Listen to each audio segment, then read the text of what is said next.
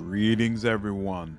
Hope all of you are having an absolutely fantastic day.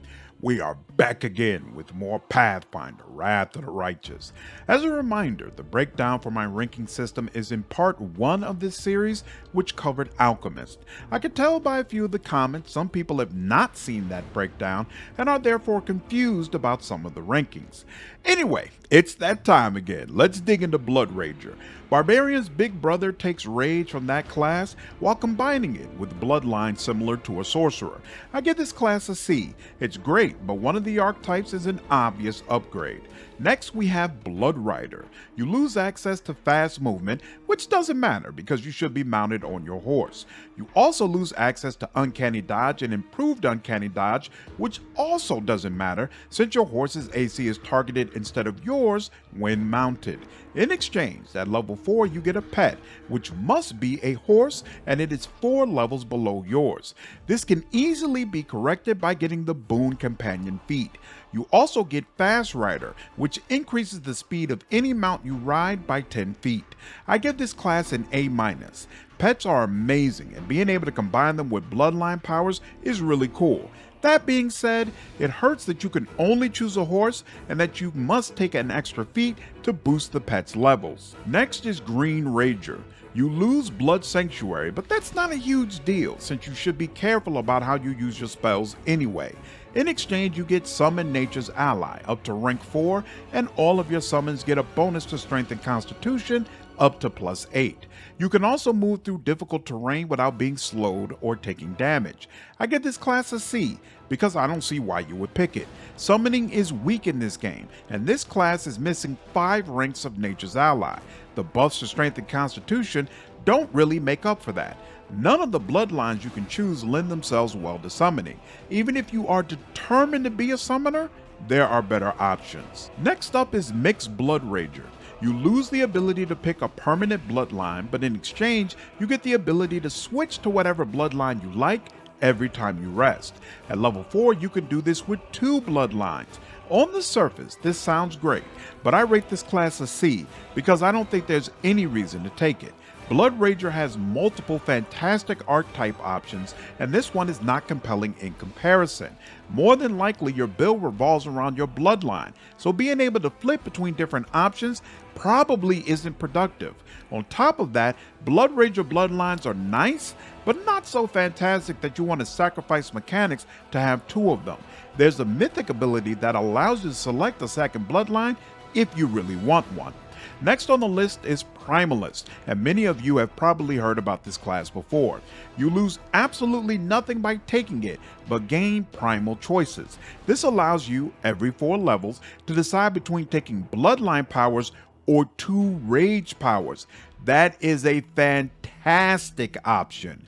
There are a lot of great rage powers to choose from, and this allows you to switch them out for bloodline powers that either aren't particularly good or just don't align with your build. I rate this class an S. This is really the ultimate form of Bloodrager and the reason why the base class and Mixed Blood don't get higher rankings. Primalist is unquestionably one of the best classes in the game.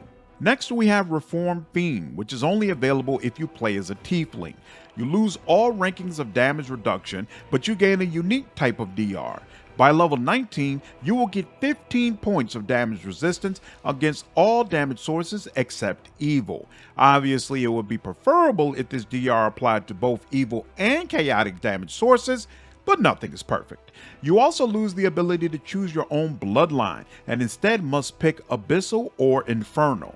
In exchange for all of this, you get Hatred Against Evil, which by level 20 will give you a +5 bonus to attack and damage against evil creatures while you are enraged. At level 11, all your weapons become good aligned, which assist in overcoming your enemy's damage resistance. I give this class a B+. It's definitely not as good as Primalist or Bloodrider, but it maintains most of the Bloodrager kit, and thematically, the idea of playing as someone who used to be evil but now fights for good is very appealing. I think this class provides a great opportunity to play as Piccolo, a legendary character from the Dragon Ball series. He starts as a fierce enemy of Goku, but over time develops a close relationship with his enemy's son Gohan and dedicates himself to Earth's protection. Next on the list is Spelleater. You lose Uncanny Dodge and Improved Uncanny Dodge, which is a sacrifice that definitely makes you less tanky. You also lose all ranks of damage resistance. In exchange, you gain Blood of Life, which provides steadily increasing levels of fast healing. At level 5, you gain Spell Eating, which allows you to devour spells in exchange for healing.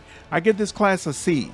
If you are a Bloodrager, you are focused on terrorizing enemies. Healing is the responsibility of someone else on your team unless you are trying to do a solo run, and frankly, this class isn't good enough for that. I don't see why someone would take this. Quick note before we review Steelblood. If you enjoyed this video, I would really appreciate you subscribing and hitting the like button. This information tells me which content the channel is enjoying and helps my videos spread to more people. I really appreciate all of the support. Finally, let's go over Steelblood. You lose Uncanny Dodge and Improved Uncanny Dodge, which again makes you less tanky. You also lose fast movement, but you gain something else to help make up for it. Finally, you also lose all rankings of damage resistance. In exchange, you get heavy armor proficiency and the ability to cast spells while in heavy armor without incurring a spell failure chance. Mechanically, this isn't a big deal, but thematically, being able to cast arcane spells while looking like a tank is pretty freaking cool. You also gain Indomitable Stance, which provides a +1 bonus to CMB and CMD, along with a +1 bonus to your attack and defense against charging creatures. This might help you a little bit in the first few levels, but overall it is mediocre. You also gain the ability to move 5 feet faster while in heavy armor. At level 5, you get Armor Training, which increases the max dexterity bonus of your armor. This allows more of your dexterity modifier to count towards your armor class when wearing heavy armor. Finally, at level 7, you can, as a swift action, sacrifice the spell to gain a deflection bonus to AC equal to the level of the spell. This is useless because someone on your team should be casting Shield of Faith on all frontliners, which will provide a larger deflection bonus than this. Remember, deflection bonuses do not stack. Overall, I give this class a B. Steelblood is not going to make the game easier for you, but it's absolutely usable and retains most of what makes Bloodrager great. That wraps up my rankings for Bloodrager and all of its archetypes. Hope all of you enjoyed this video. If you did, please leave me a like, share this content, and subscribe to the channel if you haven't already. I will see you all in the next video. Take care.